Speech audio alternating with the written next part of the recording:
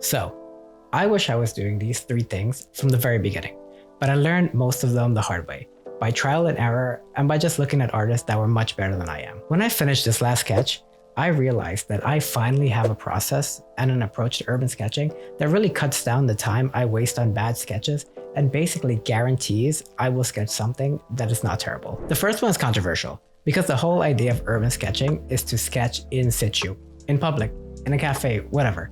A lot of the purists will say that you can't truly sketch the energy of a place without being there, but I will counter that by saying drawing from a photo is a great way to practice feeling comfortable before sketching in public. One way you can understand the energy of a location is to take the photo yourself. It's very low stakes, and since you were there, you know exactly what the setting was like. All of the sketches I make that appear on my channel are from photos that I took myself.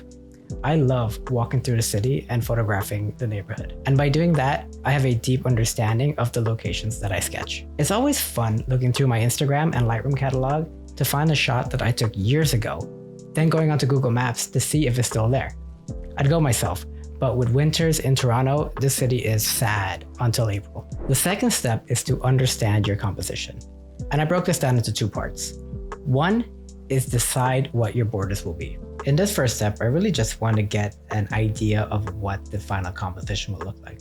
If you look at the photograph and look at the sketch that I created here, you can see that I really just wanted to get this main building in here and then a little bit of the yellow. I included the cyclist, I included the fire hydrant because to me those were my borders. And then I just added a little bit of impression to the side because this building to me is not important and I didn't really want it in the final sketch, but I liked the amount of details that were in the windows, so I really wanted that in. I like what was happening with the yellow building. I thought that was really cool colors. It really popped out. It really looked great against the red and I wanted to keep that in. And then I had the cyclist. In my mind, originally when I decided to draw this, I had this building here as one of the borders and the end of the yellow building as the other border. And you see from the final sketch that I changed this composition up a lot. That evolution actually came from the next 2 steps that I will discuss. The second part of understanding your composition is thumbnailing. If you're subscribed to this channel, you know what I'm talking about from the sketchbook tour video I put out not too long ago. Drawing quick 5-second thumbnails does 2 things. The first, it allows you to figure out and understand how you're making your scene fit onto your page. The second, it allows you to understand what is important in the scene. Since you're drawing quickly and at a small scale, you'll discover that a lot of the elements from your scene doesn't need to be in your sketch. This is a great skill to have when you're in situ at a cafe or a park bench. Before I started to thumbnail regularly, I had a whole bunch of sketches with no sense of context or structure.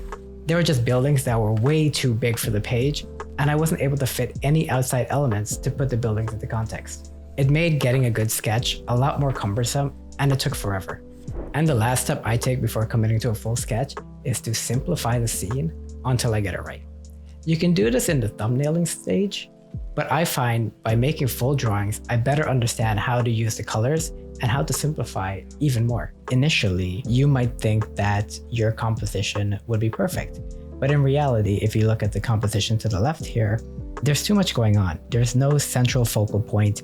There's a lot of muddiness here. There's a lot of detail in the yellow, but the focal point of this composition is this storefront right here. But with all the other details, it just gets lost. So what I did was essentially just get rid of a lot of the details.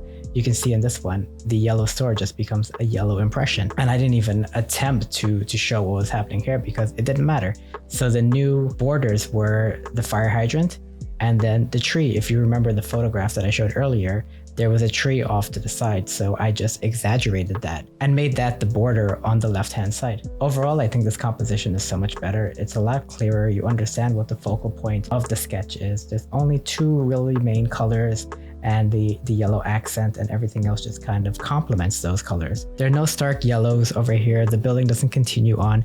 You just get the impression that it continues on, but you don't actually see it. And the tree does a really good job of making that border. This composition is much simpler, much more engaging, and exactly what I wanted the sketch to look like. All right, just to recap, the 3 things I think every beginning urban sketcher should do, because this process has helped me so much, is first, draw from a photo, preferably a photo that you took yourself.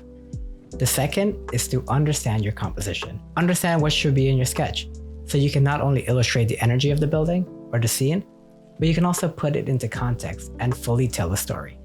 You do this by understanding your borders and doing quick thumbnail sketches to understand how you're filling your frame. A lot understands there. The last thing I recommend doing is simplifying with full sketches until you're happy with the final. This will allow you to understand, there we go again, how your colors will work in the scene.